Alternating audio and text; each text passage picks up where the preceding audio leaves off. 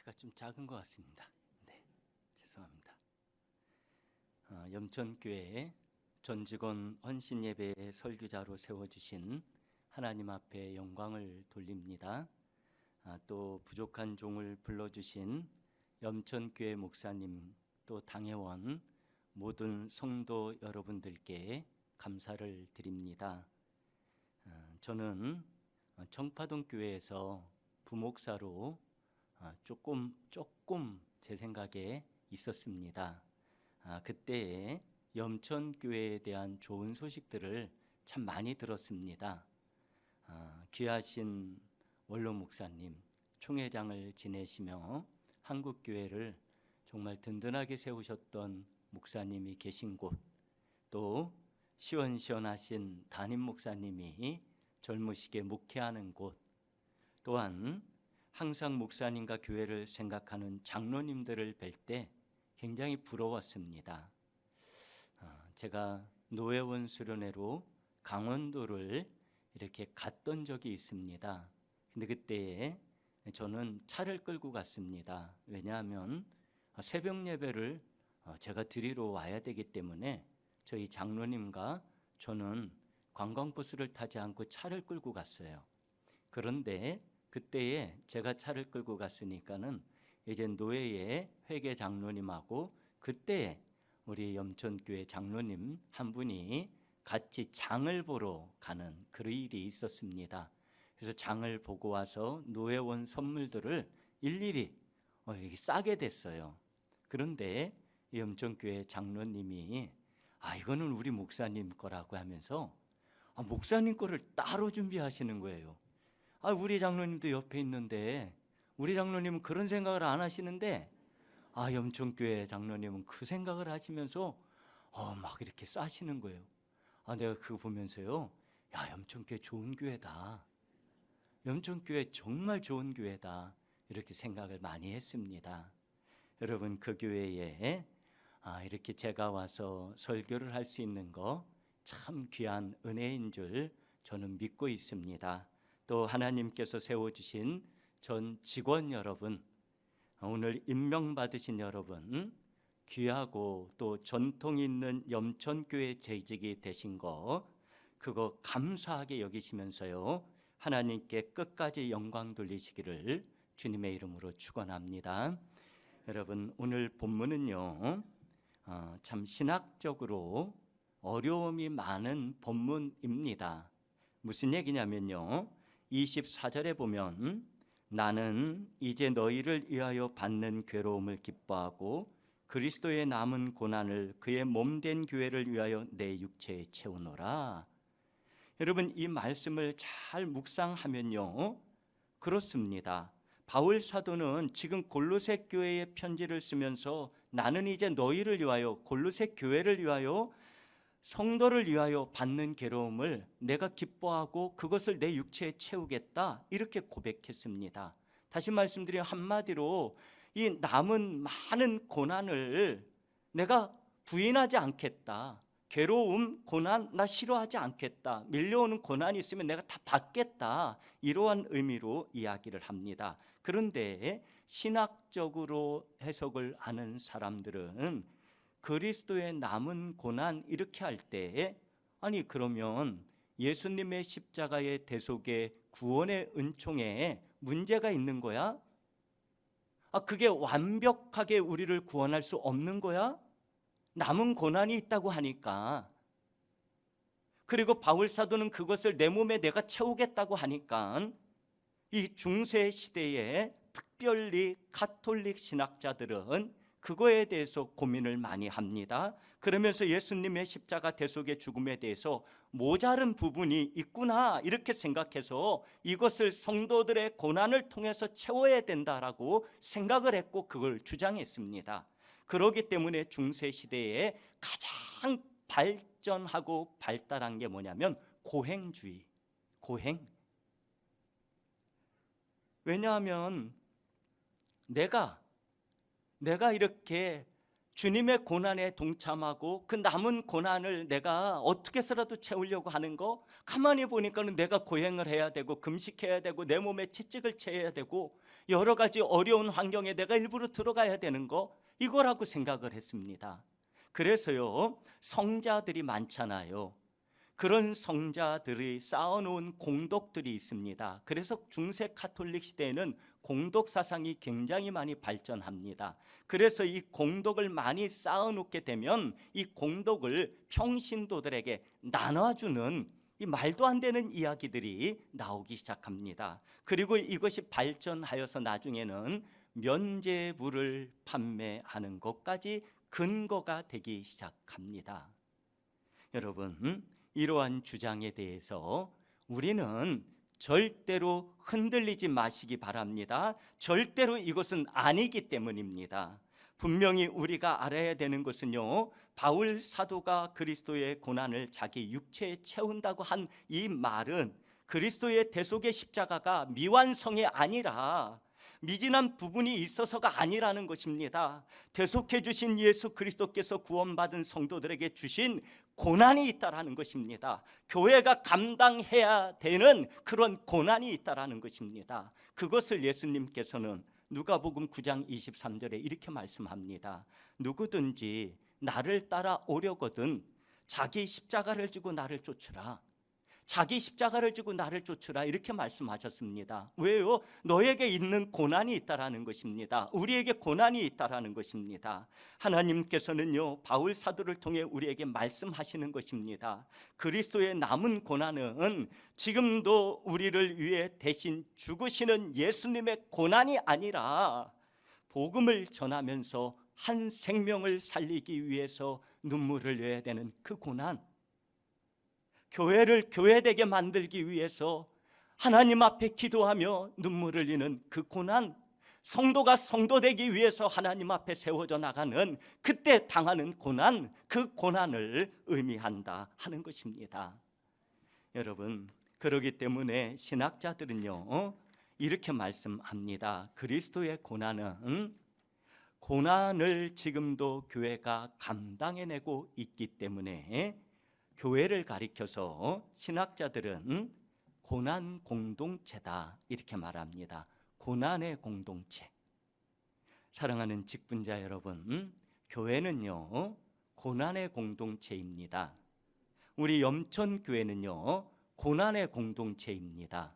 또 염천교회뿐만 아니라 이 땅에 세워진 모든 교회는요, 고난의 공동체입니다. 아직도 우리는 주님의 남은 고난을 우리의 교회의 어깨에 짊어지고 또 내 어깨에 짊어지고 십자가를 지고 가야 되는 그러한 고난의 공동체입니다.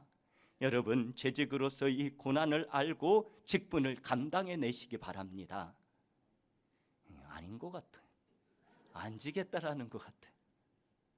여러분, 나에게 밀려오는 고난에 대해서 싫다고, 나 못하겠다, 이런 얘기 하지 마시기 바랍니다. 오히려 그 고난을 나의 몫의 십자가를 여기면서 그것을 아름답게 짊어가시기를 주님의 이름으로 축원합니다. 이제 여러분, 오늘 몇 가지를 제가 말씀드립니다. 첫 번째, 바울 사도가 남은 고난이라고 했을 때 그 고난이 의미하는 게 뭘까? 바울 사도가 내 육체의 골로새 교회를 위해서 내가 채우겠다 했던 그게 뭘까? 여러분, 그것을 보니까 25절에 이렇게 말씀합니다. 내가 교회의 일꾼 된 것은 하나님이 너희를 위하여 내게 주신 직분을 따라 하나님의 말씀을 이루려 함이니라. 아멘. 내가 교회의 일꾼 된 것은, 여러분들이 교회의 일꾼 된 것은, 내가 목회자가 된 것은, 우리가 하나님의 일을 하는 일꾼이 된 것은요, 하나님께서 내게 주신 직분을 따라 하나님께서 말씀하여 주시는 그 말씀을 어떻게 해요? 이루려 함이라. 그 말씀을 이루려 함이라. 내게 주신 직분을 따라 하나님께서는 나에게 말씀을 주셨다라는 것입니다. 목회자는 목회자의 직분에 따라 말씀을 주셨고, 항존 직원들은 항존 직원들의 직분을 따라 그에 맞는 말씀을 주셨고요, 서리 집사님들은 서리 집사님들의 그 믿음에 따라 말씀을 주셨고, 우리 성도들은 성도들의 그 능력에 따라 하나님께서 말씀을 주셨다라는 것입니다. 우리 모두는 그 직분에 따라 주신 말씀을 이루려 하는 삶을 살아가는 것입니다. 그런데 그게 쉽지 않아서 오늘 고난이다, 이렇게 말씀하는 것입니다. 여러분, 저는 목회자로서 현재 우리 주원교회에서 사역을 하고 있습니다. 제가 우리 주원교회에 가장 많이 말씀을 전했고, 또 지금도 전하고 있고, 또 앞으로도 전할 말씀은요, 하나님의 나라입니다. 하나님의 나라. 또 우리 주님께서 다시 오실 것입니다. 우리는 주님을 기다립니다. 오늘도 주님 오시기를 기다립니다 하는 말씀이었습니다. 그렇기 때문에 우리 예수님 때문에 참고, 우리 교인들한테요, 예수님 때문에 참고, 예수님 때문에 견디고, 예수님 때문에 고난받고, 예수님 때문에 교회 사랑하고, 예수님 때문에 용서하고, 예수님 때문에 손해보자 하는 말씀을 참 많이 드리고 있고, 드리고 또 드리고 또 드리고 또 드리고 있습니다. 그런데 참 시험이 많이 옵니다. 여러분, 제가 처음 주원교회에 부임했을 때 너무 어려웠습니다. 여러분들이 상상했던 그러한 어려움보다도 더 어려웠습니다. 전임 목회자의 관계가 법적으로 진행되고 있었기에 2년 동안 우리 교회 장로님들 2분을 모시고, 또 지금은 은퇴하셨지만 부가연교회 차강호 목사님이 임시당회장이었기에 그 법적인 것으로 연관돼 있어서 차강호 목사님을 모시고 서부법원에 2년 동안을 출석을 하게 되었습니다. 이것이 형사재판으로 연결돼 있어가지고 그거를 해결하기 위해서 국선 변호사에게도 찾아가고 자료를 수집해서 어마어마하게 그 2년 동안을 버텼습니다. 그래서 좋은 결과로 마무리가 됐지만요, 이때에 우리 성도들이 그런 이야기를 합니다. 목사님, 우리는 30년 동안 기도하지 않아도 된다라는 말을 들었고, 예배 드리지 않아도 된다는 말을 들었습니다. 왜냐하면 어제 기도했는데 또 기도해? 어제 예배 드렸는데 또 예배 드려? 이런 말들이 계속 우리가 들었던 말이기 때문에 기도 한번 잘하면 그것으로 일평생 가는 거야. 예배 한번 잘 드리면 그것으로 우리는 끝나는 거야 하면서 우리는 얘기를 들었다라는 거예요. 저는요, 그 얘기를 들으면서 너무나도 속상했습니다. 이건 아니잖아요. 그래서요, 제가 강원도 갔어도요, 새벽 예배를 드리러 우리 장로님을 모시고 그 새벽에 세미나 끝나고 12시에 달려왔습니다. 왜요? 우리 성도들이 돌아갈까 봐, 다시 돌아갈까 봐, 30년 전에 배웠던 그 30년 동안 익혀왔던 그 신앙의 모습으로 돌아갈까 봐. 오늘 부교육자가 있으면 제가 맡기고 떠나겠지만 그렇지 못한 상태였기 때문에 저는 계속 돌아왔습니다. 여러분, 주일 예배를 제외하고 저희 교회는요, 모든 예배에 다 통성기도를 합니다. 왜요? 우리는 하나님 앞에 부르짖으라는 이 말씀을 나는 붙들고 있었기 때문에 새벽 예배 때도 통성기도 합니다. 수요 예배 때도 통성기도 합니다. 금요 기도회 때도 통성기도 합니다. 주일 예배를 제외하고는 다 통성기도 합니다. 똑같은 기도 제목으로 10년 동안 지금 계속 기도하면서 오고 있습니다. 성도 여러분, 그런데 제일 속상한 것 중에 하나는 뭐냐면요, 이렇게 교회가 어려운데 교회를 떠난다고 하는 사람들이 있더라고요. 목회자가 왔는데 목사님, 저 이제 이번 주에만 예배드리고 떠날 거예요. 좀 있으면은 또 항존 직원 되시는 분이 목사님, 저 다른 교회 알아봤어요. 떠날 거예요. 여러분, 그때 우리 교회 교인들이 몇 명 안 됐어요. 다 상처받고 떠나고, 떠날 사람 떠나고, 정말로 정말 어쩔 수 없이 남은 성도 20여 명밖에 없었는데요, 그 중에서 항존 직원이, 그 중에서 집사님이 떠나신다는 거예요. 얼마나 마음이 아픈지요. 정말 가슴이 아팠습니다.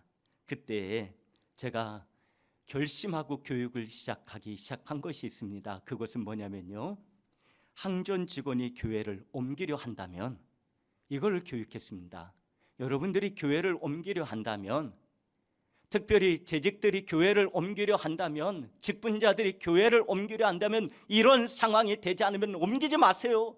이런 상황이 되지 않으면 여러분들 교회에 죽을 목숨을 다해서 충성하십시오 하면서 이야기를 나누었습니다. 그게 뭐냐면요, 첫 번째, 모든 교인들과 목회자가 옮기기를 원하는 교인에 대해 동의가 되었을 때, 목사님 저 이러이러해서 옮겨야 됩니다 하는 그 이야기가 교회와 목회자에게 어떻게 해요? 동의를 얻었을 때, 예를 들어서 외국으로 이주를 간다든지, 또 먼 곳으로 부득불 이사를 간다든지, 그래서 그 교회에 어쩔 수 없이 이 교회에 나오지 못할 경우, 또 본교회로 올 수 없었을 때, 또 기타 교회가 기쁘게 동의할 사항이 있을 때, 그때는 교회 앞에 인사하고 목회자가 기도하며 우리 성도들의 축하를 받으면서 그렇게 떠나십시오. 그렇게 떠나는 것입니다. 여러분, 그렇게 떠나는 것입니다. 이때 항전 직원들은요, 반드시 임명증서를 떼가시기 바랍니다. 또한 본교회에 등록할 때도 임명증서를 떼와야 되는 것입니다. 부득불 임명증서를 떼우지 못할 때는요, 임직패나 임직식 사진 등을 통해서 나는 어디 교회 항전 직원이었습니다 하는 것을 확인시켜 주셔야 됩니다. 요즘에는 교회 옮기는 게 너무 쉬운 것 같아요. 임명증서 안 나와도 쉽게 가는 것 같아요. 여러분, 그거는 잘못된 신앙입니다. 두 번째로요, 교회가 폐교되었을 때, 즉 노예로부터 파산 선고를 받았을 때 옮겨도 좋습니다. 요즘은 여러 교회가 사정이 있어서 폐교되는 교회들이 참 많이 있습니다. 그래도 항전 직원이라고 하는 사람들은, 그 직분자들은 가장 나중에 평신도가 한 명도 없게 되었을 때, 목회자가 다 떠나고 목회자가 다 가고 아무도 나오지 않았을 때, 그때까지 교회를 지키는 거, 그리고서 아무도 없고 교회 문을 닫는 그날, 그리고 떠나십시오. 누가요? 항전 직원이라면. 세 번째요, 자신이 섬기는 교회 목회자가 그 말씀이 하나님의 진리의 말씀에 조금 어긋났을 때, 예를 들어서 이단의 교리와 사상이라고 확신되어질 때, 그런 사실이 확인된 후에 나하고 신앙이 절대 맞지 않는다라고 생각했을 때, 신학적으로 이단 사상이기 때문에 내가 받아들일 수 없는 상황이었을 때, 그때는 옮길 수 있다. 기독교의 중요한 교리인 삼위일체 교리, 하나님, 성육신, 십자가, 부활, 승천, 재림, 심판, 천국, 지옥, 이런 것들에 대해서 변질되어서 다른 복음을 전해주게 되었을 때, 다른 복음에 대해서 이야기할 때, 그때는 확인하고 정통 기독교 교리에서 벗어난 이단의 교리라고 확인이 되면 그때는 떠날 수 있습니다. 그러나 중직인 경우에는, 항전 직원인 경우에는 기도하면서 교회의 중직자들과 노회의 도움을 받아서 교회를 지키십시오. 떠나는 게 대수가 아니라, 떠나는 게 잘하는 것이 아니라 교회를 지키십시오. 누구의 도움을요? 노회의 도움을 받고 중직자들이 힘을 합쳐서, 그래도 괜찮은 정통적으로 가는 어르신들이 있잖아요. 그분들의 도움을 받아서 교회를 지키십시오. 그 다음에 네 번째, 본인이 하나님 나라 갔을 경우에는 본교회에 나올 수 없습니다. 그 외에 노안이나 질병으로 교회를 나올 수 없는 경우에 담임 목사님의 허락, 또 승낙, 그렇게 받고 가까운 교회에 나가서 예배드릴 수 있습니다. 제가 이 마지막 이야기를 하고요, 후회를 많이 했습니다. 왜냐하면 치매에 걸리신 우리 어르신이 있었어요. 근데 치매에 걸리시니까 교회에 오면서 버스를 잘못 내리는 거예요. 지하철을 잘못 내리고, 그 다른 곳에서 전화를 이렇게 드리면 어딘지 모르는 거예요. 그러면 찾으러 가요. 그래서 찾아와요. 그리고 이분이 집으로 돌아가면 전화를 드려요. 근데 어느 날 전화를 안 받는 거예요.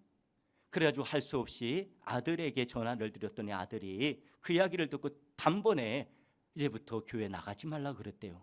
나 그 얘기 듣고서 충격받았습니다. 이건 목회자가 무책임한 거구나. 처음에는 저는 가까운 교회 나가시라고 하는 이 이야기를 성도들에게 아주 자연스럽게 했습니다. 근데 그때서부터 제가 얘기했습니다. 우리 성도들한테 가까운 교회 추천하지 마세요. 우리가 이분이 죽을 때까지 우리 교회가 책임져야 됩니다. 그게 교회잖아요. 그게 우리 교인이잖아요. 그게 우리가 할 일이잖아요. 그러한 목회자가 있는 교회 교인들이 나오는 거지, 아무데나 전화해서 나 이런 교회 가겠습니다 추천해 주세요 하면 추천해 주는 그런 목회자가 있는 교회, 그런 교회라면 나는 가고 싶지 않다. 내 영혼을 맡길 수 있고 내 삶을 맡길 수 있고 우리의 모든 것을 맡길 수 있는 그런 목회자가 있는 교회, 내 영혼이 내가 잘못될지라도, 내가 나와서 헤맬지라도, 내가 나와서 교회를 못 찾아가고 집을 못 찾아갈지라도, 그래서 하루 종일 경찰을 붙들고 우리 교회 성도들이 다 찾으러 다닐지라도, 그때까지 될지라도 이 성도에 대해서 우리 책임지자. 책임지는 거. 난 그런 교회라면 얼마든지 갈 수 있을 것 같다. 우리 그런 교회 되게 하자. 우리 성도들한테 그렇게 얘기했습니다. 여러분, 우리 그런 교회 돼야 됩니다. 이상의 경우가 아니라면요, 본교회에서 어떤 시험을 받았다고 해도 그곳에서 견디며 믿음 생활하세요. 고난의 공동체잖아요. 왜 다른 성도는 신앙생활 잘하는데 믿음이 남다르라고 선출되어서 임직받고 항전 직원이 된 성도 여러분, 근데 왜 교회를 옮기려고 자꾸만 뻐죽뻐죽 하십니까? 항전직은요, 몸된 교회를 세우는데 남다른 노력과 신앙의 본을 보여야 합니다. 그리고 시험 받을 때도 그 대처 방법도 남달라야 하는 것입니다. 그래서 역시 항전직원은 다르구나, 교회 앞에 보여주어야 하는 것입니다. 목회자와 성도들에게 큰 힘이 되어서 교회를 세우고요, 하나님 앞에 영광이 되어야 합니다. 우리 직분자 여러분들이 그런 분들 되시기를 소망합니다. 여러분, 두 번째로요, 담임 목사님에게 또 교회에게 기도 제목이 되는 직분자들 되지 마시기 바랍니다. 기도 제목. 여러분, 저는 재직들에게 머리가 닳도록 귀가 딱쟁이가 앉을 정도로 이야기합니다.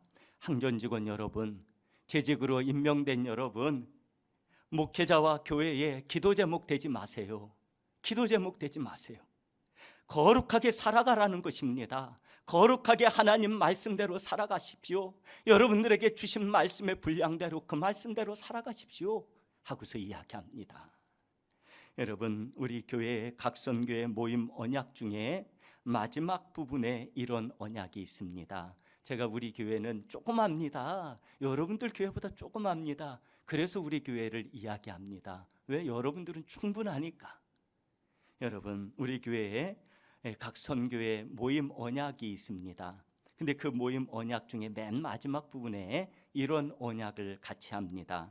말씀과 찬양과 기도는 우리 교제의 수단이며, 거룩함은 우리 교제의 태도이며, 세계 선교와 이웃사랑은 우리 교제의 궁극적인 목표임을 우리는 명심할 것입니다. 그러면 성도들이 아멘 같이 하는 것입니다. 여러분, 제가 말씀드리고 싶은 것은 거룩함은 우리 교제의 태도입니다. 태도. 직분자들이 거룩한 삶을 살면 절대로 기도 제목이 되지 않습니다. 직분자들이, 우리 임명받은 여러분들이 거룩한 삶을 살면 절대로 기도 제목 되지 않습니다. 여러분, 제가 어려서 다녔던 시골 교회가 있습니다. 이 교회는 저의 고향 교회입니다. 근데 그 교회는요, 일평생 전도사님이, 이분은 그 지역에 4군데 교회 개척을 하셨습니다. 그리고 마지막으로 우리 고향 교회를 개척하시고 한 15년 정도 전도사님으로 그 교회를 심우하시다가 70세에 이제 은퇴를 하시게 되었습니다. 원래 전도사님들은 은퇴가 없는데 워낙 열심히 목회하셨기 때문에 노예에서 우리 전도사님을 은퇴식을 해드렸습니다. 여러분, 어느 날 제가 중학교 2학년인가 그때 이제 농번기가 시작되는 그때에 주일이라 교회에 일찍 올라갔습니다. 왜냐하면 아동부 예배가 있기 때문에 그 아동부 예배를 준비하기 위해서 아침 일찍 교회에 올라갔는데, 그때는 농번기라 막 농촌이 바쁘잖아요. 그 속에서 나는 사람들 만나는 게 싫어서 일찍 올라간 거예요. 일찍 올라갔는데 교회 문을 열고 탁 들어가려고 하는데 교회 그 강대상 있는 데서 막 기도 소리가 들리는 거예요. 그래서 들어갈 수가 없어서 교회 문 바깥에서 이렇게 소송거렸습니다. 그런데 저희 전도사님이, 연로하신 전도사님이, 머리가 하얀 그런 전도사님이, 남자분이 막 울면서 통곡하면서 기도하는 것입니다. 우리 전도사님이 왜 저렇게 우시지? 그 어린 마음에 너무나도 속상한 거예요. 그래서 들려오는, 밖에서 소송거리는데 들려오는 기도 제목이 그것입니다. 유일하게 그 시골 교회에 안수 집사님이 계시는데 그 안수 집사님을 위해 기도하는 것입니다. 안수 집사님의 기도 소리가요, 너무나도 속상한 기도입니다. 전도사님은요, 어떻게 해서라도 헌신할 것 같고 어떻게 해서라도 교회로 돌아와서 세상의 걸림돌이 되지 않고 교회의 걸림돌이 되지 않고 하나님의 사역을, 그 사명을 잘 감당해 달라고 하는 그런 기도였습니다. 너무나도 절실한 기도입니다. 그 기도를 들으면서 나도 마음이 울적했습니다. 그리고 한참 만에 기도가 끝나고 들어가셨습니다. 근데 왜 이 말씀을 드리냐면, 저는 그때의 그 기도의 모습을, 그 기도의 소리를 잊을 수가 없습니다. 얼마 후에 그 안수 집사님 가정에 형제들과 재산 싸움이 일어났습니다. 결국은 안수 집사님이 형제들의 칼에 찔려서 병원에 입원하게 되었고, 그분은 그렇게 교회를 떠나셨고요. 그리고 지금까지 돌아오지 않으셨습니다. 가끔 거리에서 보면요, 가끔 교회 근처에서 보면 술을 드시고서 휘청휘청 하시면서 다니는 아주 나이가 많이 드신 그러한 분으로 지금은 노인으로 이렇게 살아가십니다. 얼마나 불쌍한지 모릅니다. 여러분, 우리 그리스도인이 그리스도인답게 만들어주는 것은 그 범위가 바로 거룩함의 범위입니다. 거룩함. 이 거룩함의 범위 안에서 자유롭게 최선을 다해서 믿음의 길을 가는 거, 이것이 우리 직분자 성도들이 해야 될 일입니다.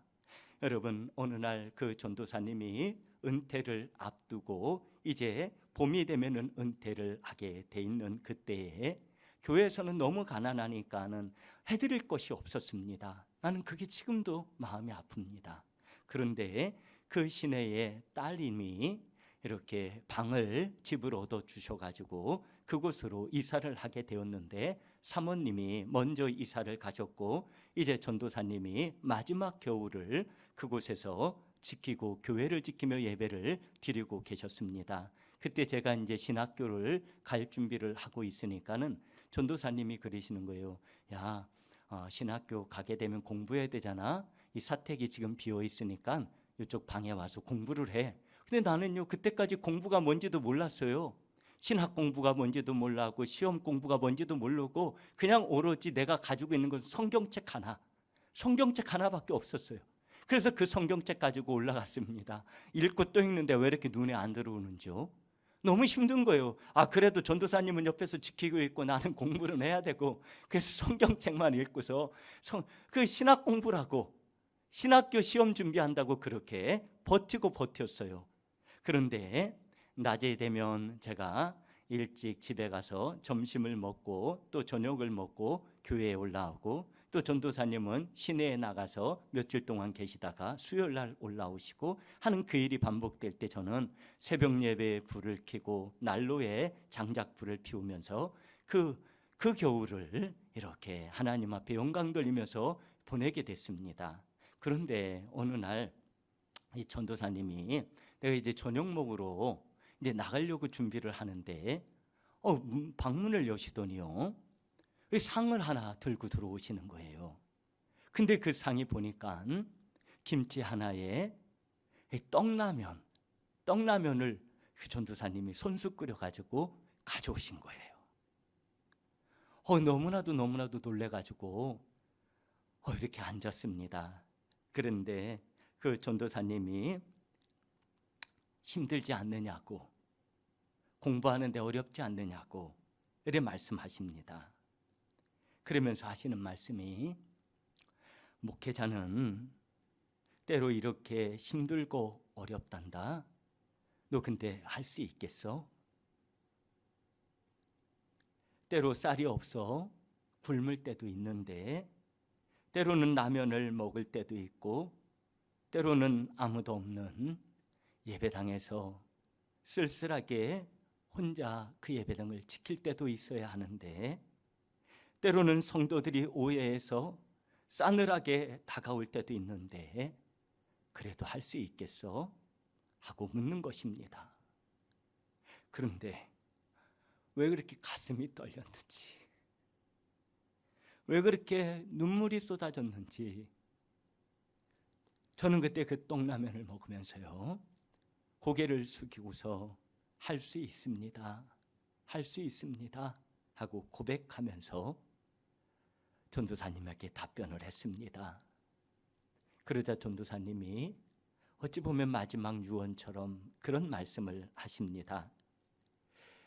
목회자는 본인이 목회자의 길을 걸어왔기 때문에, 목회자는 요 3가지를 끝까지 잘 지켜나가면 돼. 그게 뭐냐면, 첫 번째, 끝까지 교회를 사랑하는 거, 끝까지 성도를 사랑해야 하는 거, 끝까지라는 것입니다. 성도들이 오해할 수 있고, 교회가 내칠 수 있고, 교회가 모르는 척할 수 있고, 교회가 싸늘해질 수 있어도 목회자는 끝까지 교회를 사랑하는 거고, 목회자는 끝까지 성도를 사랑하는 거야 하면서 말씀하십니다. 두 번째로, 목회자는 교회의 재정에 절대로 손대지 말라고. 작은 교회일수록 목회자가 재정에 손댈 수 있지만, 그럴 때일수록 꼭 2사람 이상의 재정부의 요원을 세워서 절대로 헌금에 손대지 말고, 절대로 재물에 마음 두지 말라고. 하나님께서 채워주시는 그 삶으로 살아가면 된다고 그렇게 말씀하십니다. 그리고 3번째로, 사택에 혼자 있을 때 절대로 여자 성도, 여자 집사님, 여자 권사님들 혼자 오시면 절대로 들여보내지 말라고. 요즘에는 그런 분들 없잖아요. 근데 예전에는 많이 있었습니다. 그때에 집안으로 절대로 들여보내지 말라고. 그렇게 되다가는 오해가 생길 수 있고, 불편한 오해 때문에 목회자가 힘들 수 있으니까는 요 3가지를 꼭 기억하라고 말씀해 주셨습니다. 저는요, 이 범위를 나에게 주어진 거룩함의 범위로 여겼습니다. 그리고 그것을 기억하면서 지금까지 믿음의 길을 걸어왔습니다. 어느 날 막내 아들과요, 이렇게 차를 타고 가는데, 그 아이가 뜬금없이 대뜸 이런 이야기를 하는 것입니다. 아빠, 참 힘들게 하는 그 집사님, 왜 아빠는 자꾸만 아무 말도 안 하고, 왜 자꾸만 아빠는 모르는 척하는 거야? 그 집사님 때문에 교회가 얼마나 힘들고 우리가 얼마나 힘든데 아빠는 왜 그러는 거야? 하면서 이야기합니다. 그때 저도 알지요. 저도 힘들고 우리 교회 전체가 마음 아파하는 그 일인데, 그때 해주었던 것이 그것이었습니다. 아빠는 그분이 성도이기 때문이야. 내 성도이기 때문에. 하나님이 나에게 주신 하나님의 어린 양이기 때문이야. 사랑하고 품으라고, 그렇게 하면서 가라고 하나님이 나에게 맡겨주신 내 양이기 때문이야. 하나님의 성도이기 때문이야. 그래서 내 마음대로 할 수 없는 거야 하면서 이야기했습니다. 여러분, 이것이 목회자인 제가 넘지 말아야 하는 거룩함의 범위였습니다. 목회자가 넘지 말아야 될 거룩함의 범위, 그것을 나는 교회의 거룩함으로 지켜가고 있다라는 것을 이야기하였습니다. 사랑하는 성도 여러분, 우리 주님께서는요, 여러분들에게 거룩함의 범위 안에서 그 직분을 감당하기를 원하십니다. 거룩함의 범위를 넘어나가게 되면요, 거룩함의 범위를 나는 스스로 넘나들기 시작하면요, 그 사람은 교회의 기도거리가 되고, 그 사람은 목회자의 기도거리가 되고, 그 사람은 마음 아픈 사람이 되는 것입니다. 사랑하는 성도 여러분, 제발 이 거룩함의 범위 안에서 하나님이 주시는 자유를 누리면서 우리 믿음의 길, 직분자의 길 가시기를 주님의 이름으로 축원합니다. 여러분, 이제 저는요, 우리 성도들에게 마지막으로 이렇게 교육합니다. 여러분, 우리 이렇게 힘들고 어렵지만 참고 이겨냅시다. 아무리 눈물 나도 오늘은 그 눈물을 참읍시다. 그리고 하나님 나라 가서 울읍시다. 지금 울지 말고, 지금 하지 말고 우리 하나님 나라 가서 하나님 품에 안겨서 울읍시다. 그렇게 이야기합니다. 저는요, 참 눈물이 많습니다. 되게 많이 울었습니다. 어느 날 제가 우리 교회 부임해서 이제 가평에 있는 필그림 하우스에 지구촌 교회에서 하는 그 중보기도 사역 세미나가 있었습니다. 저는 그것을 꼭 듣고 우리 교회에 중보기도 사역을 하려고 했습니다. 그런데 거기가 2박 3일 동안을 하는데 전국에서 다 모이는데 필그림 하우스 거기 숙소에서 잠을 자야 된다라는 거예요. 그런데 저는 새벽 예배 때문에 와야 되잖아요. 그래서 부득불 그 사람들에게 간청하고 또 간청했습니다. 나는 새벽 예배 때문에 끝나고 왔다가 시작하는 그 시간에 돌아가겠습니다. 허락만 해달라고. 그래서 거기에 참석하게 됐습니다. 중보기도 사역 세미나가 밤 10시에 끝나서 이제 거기에서 출발해서 필그림 하우스에서 가평으로 나와서 총평을 지나서 서울로 다 들어오는데 너무나도 먼 거예요. 2시간 이상을 달려서 교회에 오면은 12시가 됩니다. 그러면 그때 새벽 예배 준비해서 또 오전 새벽 예배 준비하고 잠깐 잤다가 일어나서 새벽 예배 드리고 또 9시까지 필그림 하우스에 도착을 하게 됩니다. 사람들은 여러 가지로 즐겁게 거기서 보내는데 나는 즐겁지가 않은 거예요. 하지만 나는 이것을 정말로 생명처럼 뚫어지게 배우고 이것을 우리 교회에 어떻게 해서라도 접목시키려고 저는 거기에서 눈이 빠지도록 열심히 배웠습니다. 그리고 두 번째 날 막 통성기도를 하고 막 기도하는 시간이 있어서요 10시가 넘어서 끝났습니다. 그리고 집으로 이렇게 돌아오는 그때에 보니까 거기에 안개가 쫙하게 올라오는 것입니다. 차도 많이 다니지 않고 그 길에 안개가 너무나도 자욱하게 끼어서 가평에서 청평으로 오는 그 길이 너무나도 이렇게 위험한 거예요. 근데 그때 저도 모르게요 그 밤에 막 서러운 거예요. 너무나도 서러운 거예요. 그래서 그냥 막 혼자 눈물이 펑펑 쏟아지는 것입니다. 너무나도 속상하고 남들은 편하게 숙소에서 잠자고 일어나서 그 세미나를 듣고 나는 이게 뭐야? 예배를 인도할 부교육자도 없고 교회를 가는 그 길이요 그냥 너무나도 속상하고 그냥 너무나도 서러운 거예요. 서러운 거. 너무나도 그때 많이 울었던 생각이 납니다. 그런데 그 순간에요 안개가 끼고 이렇게 막 나는 눈물이 나서 그냥 혼자 바보같이 막 주체할 수가 없는데 그때 그런 생각이 드는 거예요. 이러다가 너 죽겠다. 왜냐하면은 길이 잘 보이지 않는데 내 차가 어느 순간에 천천히 가고 있는 거예요. 그런데 길이 이리 갔다 저리 갔다 하는 거예요. 이러다가 내가 죽겠구나.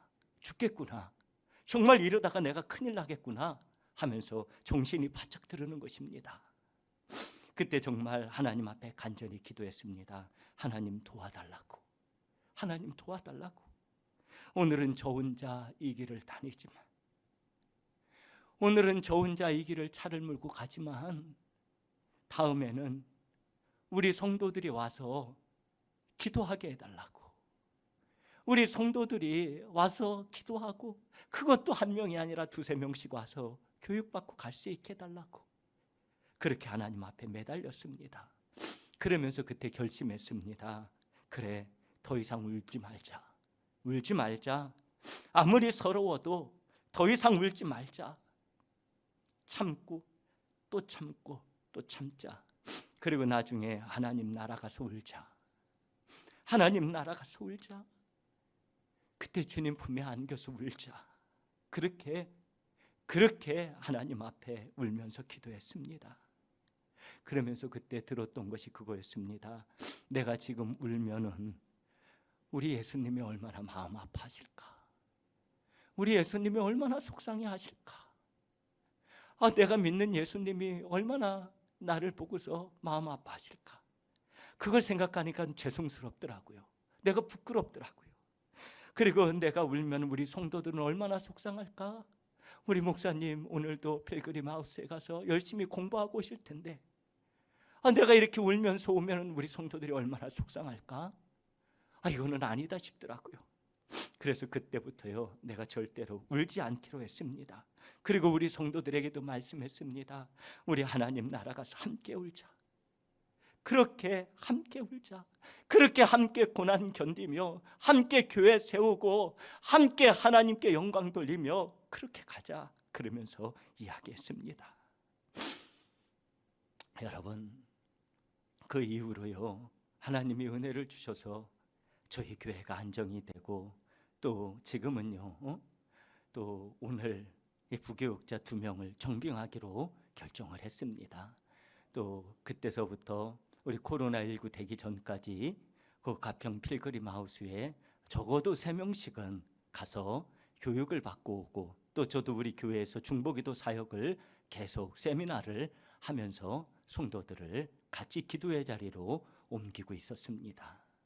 여러분, 이제 저희들은 정말로 울지 않으려고 합니다.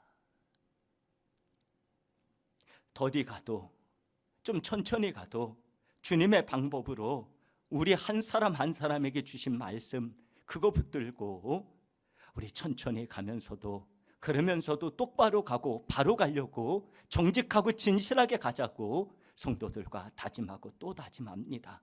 그리고 한없이 슬픈 일이 있을 때 우리 하나님 나라 가는 그날까지 기도하고 이겨내자 하면서 갑니다. 사랑하는 우리 모든 재직 여러분, 이거는 우리 교회의 저의 목회의 이야기지만 아마도 여러분들 마음속에도 크게 다르지는 않을 것 같습니다. 슬퍼도 참아내시기 바랍니다. 그 직분이 얼마나 귀한지 모릅니다. 여러분들에게 주신 직분은 목회자가 주신 게 아니라 하나님이 주신 것입니다. 그 직분 잘 감당해내시고, 그 직분 때문에 눈물이 날 때는요, 하나님 바라보시면서 하나님 품에 안겨서 울을 것을 다시 결심하시고 그 직분 끝까지 감당해내는 우리 믿음의 성도들 되어서 하나님께 영광이 되기를 주님의 이름으로 축원합니다. 우리 기도드리겠습니다. 하나님 아버지, 은혜를 감사합니다. 참 힘들고 어려운 길이 우리 주님의 일이요, 대충 모르고 지나가도 상관없는 것이 교회의 일일 때가 많지만, 진짜 직분자라면, 진짜 교회의 사람이라면, 진짜 하나님의 사람이라면, 진짜 예수님을 믿는 사람이라면 이 직분이 얼마나 귀하고 이 직분이 얼마나 소중한지 눈물이 날 정도로 감사하고 기쁩니다. 하나님, 우리 임명받은 재직들 하나님 나라 가는 그 순간까지 이 직분 소홀히 하지 않도록 지켜주시고, 눈물이 나도 참고 고난이 와도 참고, 그리고 나중에 하나님 품에 안겨서 실컷 울을 수 있도록 그때 하나님 우리들을 쓰다듬어 주시고 애썼다고 우리들을 받아 주시옵소서. 그런 직분자들, 그렇게 갈 수 있는 우리 성도들 되게 하여 주시옵소서. 예수님의 이름으로 기도드립니다. 아멘.